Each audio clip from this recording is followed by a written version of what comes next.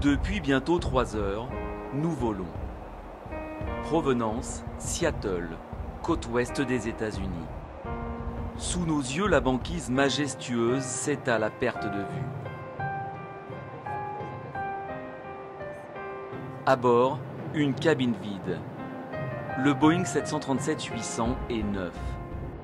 Dans quelques jours, il rejoindra la flotte de la compagnie Transavia, la filiale à bas coût du groupe Air France, basée à Paris-Orly. Vincent est l'un des deux copilotes à bord. Il nous montre la route. On est là, à peu près travers nord-ouest de la baie d'Hudson. Ici, on fait route vers le nord, est-nord-est, vers le Labrador en fait, vers le Groenland. Et après, traversée de la passage Davis là, et notre seul terrain d'appui sur le Groenland qui est Kangerlussuaq. On a demandé l'ouverture du terrain sur une période à peu près de 5 heures qui nous permet de pouvoir y accéder avant le Groenland et même ensuite lorsqu'on a passé le Groenland avant d'arriver sur l'Islande pour pouvoir faire demi-tour au cas où. On n'est jamais à plus de 60 minutes d'un terrain en considérant la vitesse avec un moteur en panne. Car ce 737 est destiné à des vols commerciaux en Europe. Il n'est pas certifié pour effectuer une route transatlantique jusqu'à Paris. Il fera donc escale en Islande au petit matin. C'est le 3e vol de l'avion. Il sort tout juste des usines de Seattle. Et quel vol! Dans le jargon aéronautique, on appelle cela un vol ferry, c'est-à-dire prendre livraison d'un nouvel appareil et le convoyer pour sa mise en service commercial. Voici quelques secrets sur le début d'une longue, très longue carrière d'un avion. Retour 24 heures avant le départ, dans le nord-ouest américain. Seattle, le berceau de Boeing. Là où l'ingénieur William Boeing a mis au point son premier avion en 1916. À 20 km au sud, la ville de Renton. Un lieu tout aussi mythique où ont été fabriqués les Boeing 707, 727 ou encore le 757. L'avionneur nous ouvre les portes de l'usine dédiée au 737. Ici, chaque mois, 42 appareils sortent des 2 chaînes d'assemblage. Avec l'ouverture d'une 3e chaîne pour le 737 MAX en 2017, Boeing prévoit de pousser la cadence à 47 appareils par mois. Nous avons rencontré Antoine Puciot, le PDG de Transavia. À chaque visite, il s'émerveille. C'est toujours émouvant de voir la construction d'un avion. Hein. C'est comme une naissance finalement. On voit naître à partir d'un certain nombre de pièces diverses, éparses. On voit naître le produit qu'on va utiliser pendant des années. Alors c'est passionnant de voir cette chaîne parce que c'est beaucoup de technologie, c'est extrêmement sophistiqué et en même temps c'est beaucoup de sérénité, c'est très calme, c'est parfaitement ordonnancé et on a l'impression d'une fabrication totalement contrôlée, maîtrisée et de voir une naissance aussi bien menée, ça ne peut que nous rendre confiants pour l'avenir et pour le fait que pendant toute la vie de cet avion, on aura un produit qui sera parfaitement adapté à nos besoins. Avant de pouvoir voler, le 737 voyage en train. Provenance, l'État du Kansas, où le fuselage est fabriqué.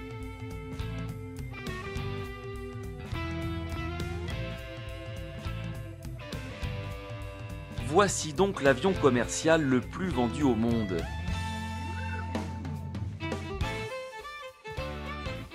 En avril 2014, l'avionneur américain a livré le 8 millième exemplaire de son moyen courrier. La production a démarré en 1965.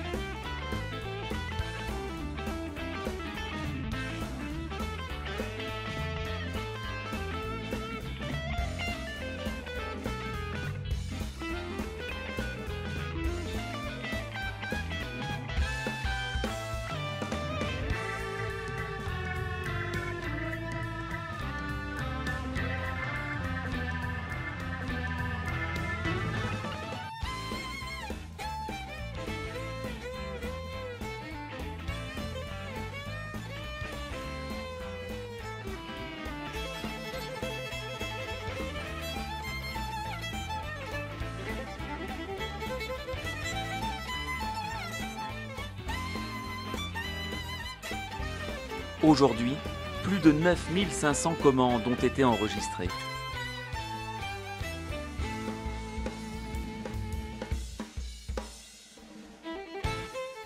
À ce rythme, les livraisons s'enchaînent.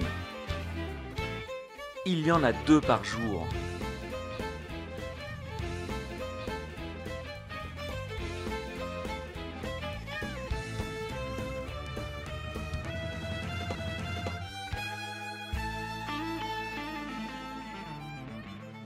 Les 737 attendent sagement leur tour ici à Seattle sur le Boeing Field. Et voici le nôtre, prêt à rejoindre la flotte de Transavia. Il n'a qu'une poignée d'heures de vol au compteur. Exceptionnellement, Boeing nous a autorisé à nous rendre au plus proche de l'appareil, la veille de sa livraison. À cet instant, l'avion appartient toujours à Boeing. Long de 40 mètres, le 737-800 Transavia est configuré 189 places en classe loisir unique. Une cabine aérée, large de 4 mètres.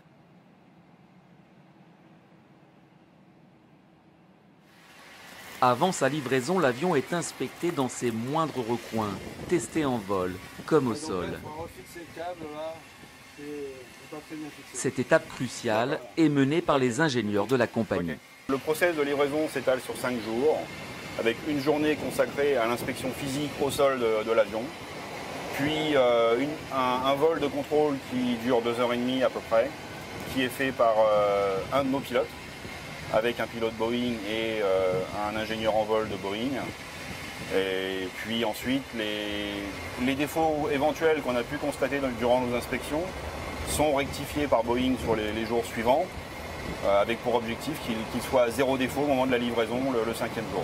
Et les défauts les plus fréquents sont des petits défauts de réglage de commande de vol. Puisque quand on prend un avion neuf, on veut qu'il vole absolument droit. Et il peut arriver qu'il soit très légèrement décalé, et dans ces cas-là, on fait rectifier ça. On vérifie l'état général du moteur, les câblages, le serrage des tuyauteries, des raccords, l'absence de fuite. Bien, on inspecte tous les éléments visibles de l'avion avec tous les capots et les accès ouverts. Et ça peut être les soutes électroniques, le logement de train, la cabine, le poste de pilotage, pour s'assurer que l'avion est conforme à ses définitions.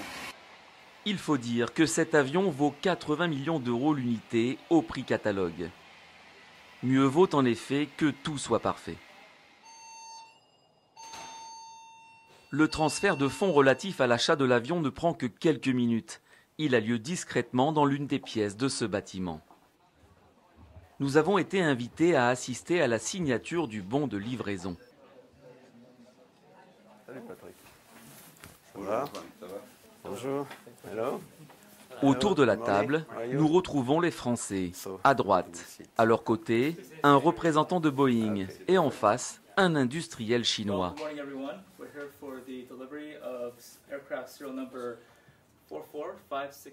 En réalité, c'est ce dernier qui achète l'avion. Il va ensuite le louer à Transavia. Documents contractuels, certificats de navigabilité, tous les papiers nécessaires à l'exploitation du Boeing sont vérifiés un par un. L'acte d'achat valide la vente entre Boeing et le propriétaire. Transavia prend alors immédiatement réception de l'avion en signant un contrat de location, comme pour une voiture. Enfin presque. Il faudra débourser tout de même 250 000 € par mois. À partir de maintenant, l'avion va voler pour Transavia. Il faut qu'il vole sans aucun problème, ni administratif ni technique. Cette étape est bouclée en moins d'1 heure. Pas besoin de clé pour démarrer l'avion. Il est cependant de tradition chez Boeing d'en offrir une aux heureux acquéreurs. Peu de temps après, l'étage en dessous, les pilotes Caroline, Vincent et Emmanuel le commandant sont en pleine préparation. L'avion doit décoller au plus vite pour débuter ses opérations à partir de Paris. Nous partons de Seattle à juste au nord de Vancouver. Notre route après va nous faire passer donc, ici au travers d'Edmonton. Ensuite, ici, on a Fort McMurray, donc une traversée du Canada. Ensuite, donc, on reprend ici, donc, qui est le point d'entrée dans la zone océanique, Eppman. Pardon. Et là, on va traverser le Groenland, là, au niveau de cette route-là. L'arrêt ici à Keflavik pour refueler. Et on repart et on va faire direction Glasgow. Glasgow, ensuite on traverse donc le Royaume-Uni, on rejoint la France au niveau de Deauville et l'arrivée sur Paris. Et ben voilà. Au total, près de 11 heures de voyage. Pour un équipage de Transavia, c'est un vol exceptionnel et rare. On savoure à sa juste valeur l'opportunité, quoi. On n'a pas un avion neuf tous les jours dans une compagnie, et encore moins dans une vie de navigant, donc c'est sûr que chaque seconde est prise à sa juste valeur, oui, c'est évident. Ouais. So, again, congratulations and thank you. Now, you tell us when you're ready. Yeah, let's take a look right here first. Deux, trois. Excellent. Congratulations. Congratulations. Thank you. Pleasure. Thank you so much. Congratulations. Congratulations. You have a nice airplane. Beautiful one. I'll take On a hâte de partir parce que on veut l'avoir vraiment chez nous et puis le faire voler pour nos passagers. Hein. C'est le but principal. Donc voilà. C'est aussi un vol particulier avec peu de passagers à bord, nos amis, je dirais, l'équipe. Et puis on suit une route qu'on ne fréquente pas habituellement puisqu'on va survoler le nord du Canada, on va faire un stop à Reykjavik en Islande. C'est génial. Ça, c'est génial. Emmanuel et Caroline ont pris place au poste de pilotage. C'est Caroline qui aura l'honneur de faire décoller le bébé Boeing.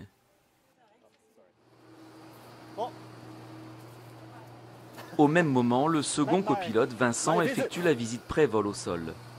Il va inspecter toutes les zones sensibles. On vérifie que le fan est libre, il n'y a pas de point dur. Donc le mouvement est libre, ça fait partie des vérifications habituelles de début de vol. On vérifie que l'état de surface est pas, bon là c'est facile, l'avion est neuf, donc les défauts auraient été constatés déjà bien avant. Regardez ça. T'as pas envie de l'abîmer l'avion quand il est neuf? Non. Non, c'est sûr. Enfin, il va falloir qu'il fasse sa vie d'avion. Il va falloir qu'il vole. Le risque sur un avion neuf, ce serait qu'un technicien ait oublié un chiffon, un truc comme ça, mais on est dans l'anecdotique. Hein. On va pouvoir rentrer. Hein. On voit les câbles de commande de vol, ici, là. Commande de vol, circuit hydraulique, A, B, et puis le stand-by. Donc il y a 3 circuits hydrauliques sur cet avion. On voit les mouvements de volet avec le mécanisme de secours et le mécanisme principal. On voit le mécanisme de retenue du train d'atterrissage avec les ressorts de rappel. Ici, le crochet, le train d'atterrissage vient s'accrocher ici. Bon, ici, effectivement, c'est le cœur de l'avion du 737. Ouais. Câble, hydraulique, électricité. Enfin, surtout les commandes de vol et les circuits hydrauliques. Ce bruit, c'est la mise en route de l'APU. À l'arrière du fuselage, ce petit turboréacteur embarqué permet à l'avion d'être autonome pour sa mise en route et pour le roulage.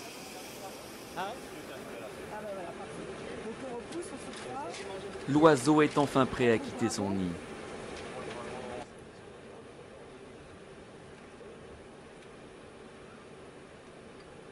Roulage vers la piste 31. L'envol se fera par le nord. Le décollage maintenant d'ici 2 minutes. Nous décollons donc sur la piste 31, ce qui permettra d'avoir Seattle sur la droite de l'appareil. Très belle vue pendant tout notre départ. Puis donc nous survolerons le Canada et Keflavik, prévu d'environ 7 heures de vol. Je vous souhaite un très beau voyage en votre compagnie. Merci. Sans passagers à bord, l'avion est tout de même lourd. Dans son ventre, 21 tonnes de kérosène. De quoi voler en toute sécurité jusqu'à Reykjavik en Islande. V1.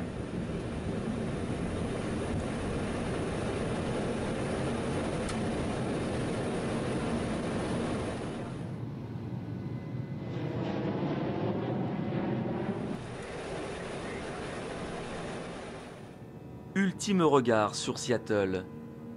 Juste sous l'aile, vue sur le terrain de Boeing Field. Un dernier au revoir, l'oiseau métallique démarre sa migration vers son pays d'adoption, la France. Une course contre la montre débute. Un avion coûte cher à son propriétaire, en particulier lorsqu'il est vide. Transavia a besoin de cet avion le plus vite possible parce qu'il rentre dans notre programme de vol. Et donc chaque journée de retard pourrait être pénalisante au niveau de l'exploitation. Un avion immobilisé coûte plusieurs milliers d'euros par jour. Évidemment, l'objectif c'est de le faire voler au maximum et de transporter un maximum de passagers à leur destination. La nuit sera courte. D'ailleurs, sur cette route du Nord, au mois de mai, la lumière ne disparaît presque jamais. Un jeu de cache-cache commence avec le soleil. Quoi de plus beau comme paysage pour démarrer sa vie? Une vie d'avion de ligne, durant laquelle des femmes, des hommes, des centaines de milliers de passagers seront transportés si haut, là où le temps semble s'être figé. Pour l'avion, ce seront des milliers d'heures passées dans le ciel, presque par tous les temps, là où aucun vol ne se ressemble.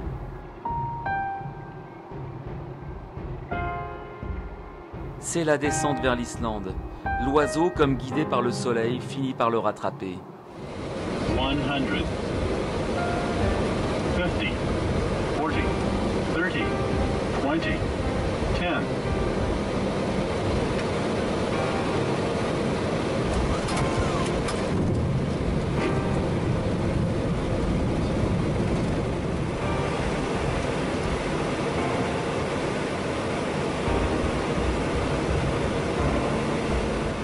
L'escale va durer à peine 40 minutes. Le temps de montrer les documents de l'avion aux autorités et de reprendre 6 tonnes de kérosène.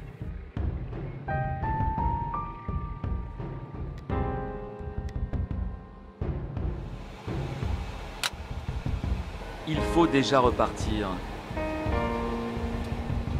V1. Dans moins de 48 heures, le 737 va débuter sa carrière. La plus longue carrière que l'on puisse souhaiter à un avion.